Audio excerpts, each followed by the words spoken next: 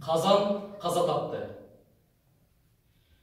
Bir gün апенди bir байдың қазанын сурап алаттагы, аны bir жұма урунуп, bir жұмадан кейін қазандын үстүндө дагы bir кичинекей қазанды кошуп туруп, эсине берет.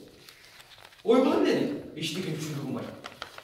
Сүйүнчү, қазандыңар бооз экен, тууп койду. Мына, энесин дагы баласын алып келдим. Ой, рахмат, апенди, рахмат. Неме, қазан керек болсо дагы сурап тур, мен сага берип турам деп, апендигин келесоолугуна ичинен сүйүнүп, аны жолго узатат.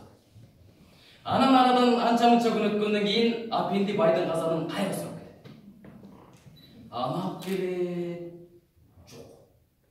Мына алып келет, жок.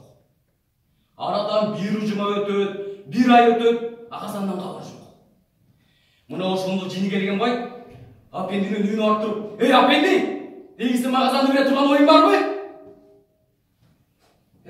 Байым, Кудайдын буйругу экен.